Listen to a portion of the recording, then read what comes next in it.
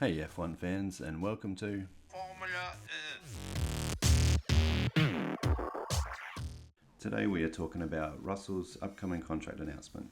That is, if Toto has finally stopped flirting with Max. It looks like Russell might get a multi-year deal, but does that mean a 1+1 or a 2-year with an option? Who knows?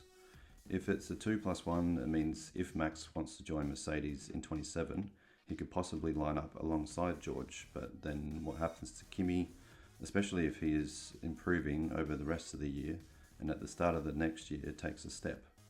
I don't think Toto would get rid of Antonelli, and I don't think he has the option of dropping him down, although there was talk of loaning him out to Alpine as they would be running Mercedes engines next year. But there is about as much chance of that happening as there is of a Russell moving to Alpine. Oh, hang on.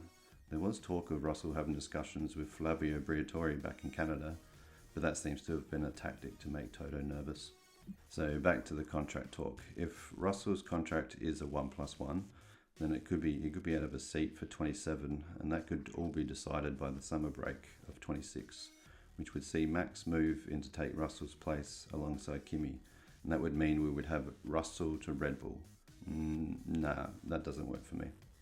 Moving on to Max's future, and we have heard details of his contract, and it's pretty interesting for next year, because the suspected performance clause on Max's side is if he is outside the top two in the Drivers' Championship, which means if Red Bull don't make a good car, and he is third or lower by the summer break, then he can leave, and I can't see him sticking around if the performance of the RB22 is anything like their current car.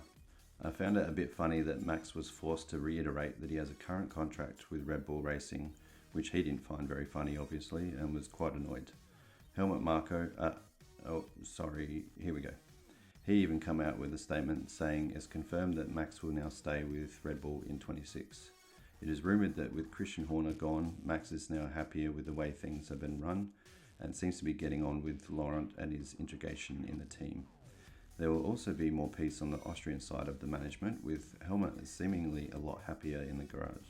Another factor to consider is Russell not being ahead of Max before the summer break, which means the exit clause can't be triggered this year, so all of this talk should have been put to bed anyway, because while Toto got approval from the Mercedes board members to the tune of $102 million to secure Max on a multi-year deal, they would not approve the Red Bull side of the buyout to get around the performance clause, so this was a non-starter from even before the Hungarian GP. A bit of an intriguing question to be answered is, what if George wins the 26 World Drivers' Championship? Would they dump him for Max in 27? Because that would be quite awkward. And I don't think Toto could justify that to the media or the board members or sponsors. If Russell was to clinch the 26 title and send a message to Toto that he can lead Mercedes, would they really need to hire Max?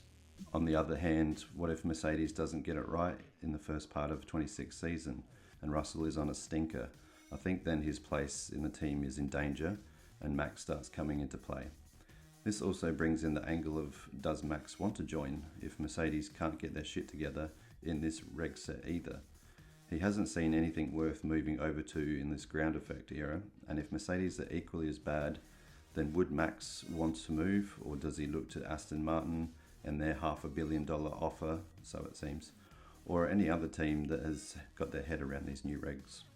Yet another factor to think about is what happens if Antonelli challenges for the World Drivers' Championship and gets a few wins in 26? Would Wolff drop his protege and have Russell Max line up? How will that play out with the drama that kicked off towards the end of last year between them, which has now been downplayed, but still has a role in how the media would see a title battle going down? Would Toto want to bring Jos into the team?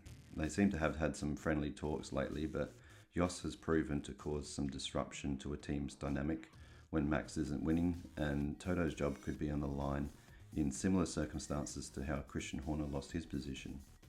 All it takes is for Max to not gel well with the 27 Mercedes car, and Jos would be banging tables and jumping up and down, demanding Mercedes give him a title-winning car or they'll leave. Are Mercedes going to change their car's philosophy just for Max, which would alienate Kimi if Mercedes chose to put their faith in him? Or will it put George's nose out of joint, because if he stays, Max likes a certain type of car, so will Mercedes bend for him? You also have to think about Russell's current mentality in all of this.